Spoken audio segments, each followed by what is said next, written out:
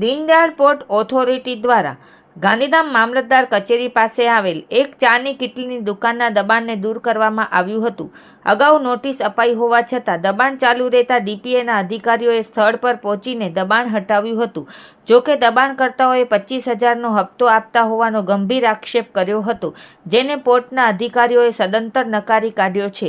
અન્ય દિવસોમાં પણ આગામી દિવસોમાં દબાણ હટાવવા માટે કાર્યવાહી હાથ ધરવામાં આવશે, જેમાં 1A સેક્ટર 10, 11 જીઆઈડીસી વિસ્તારોનો પણ સમાવેશ થતો હોવાની વાત મળી રહી છે. આગામી દિવસોમાં આ દબાણો દૂર થાય તેવી શક્યતા છે.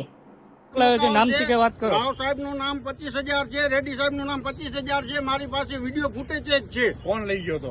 કોણ લઈ ગયા હતા? ગઢવી સાહેબ સમસ્યા આપેલા છે. મેં ગઢવી સાહેબ શું કહી રહ્યા છે? ખબર આપેલા છે. મારી પાસે વિડીયો છે. ઇજ્જત આબરૂ પર હવે ઉતરવું ઇજ્જત આબરૂ નહીં, ભલે તમને જેમ યોગ્ય લાગે. ઇજ્જત આબરૂ ની મારી હંચોડો ભેરાઈ જાય તો ઈ નથી દેખાતો આપને. ભલે ભલે ઈ તો જોરાણીએ કમ્પ્લેન કરી. સાહેબ તમે નથી લીધો તો એમને જવાબ આપો ને. તમે નથી લીધો તો જવાબ આપો ને. ભાગો કેમ છો? ભાગો કેમ છો સાહેબ? તમે નથી લીધો તો જવાબ આપો ને. કમ્પ્લેન કરવા વાળો માણસ પોતે નીકળે છે સાહેબ. એના સાહેબ ખબર છે તો કેમ એનું નથી હટાવતા? આ જોઈ શકો છો કે ડીપીટીના અધિકારીઓ ભરતભાઈએ નામજોગ શીખે આપતા આ ડીપીટીના અધિકારીઓ તાબડતોડ ભાગવા માંડ્યા. ના ગઢવી સાહેબ ભરતભાઈ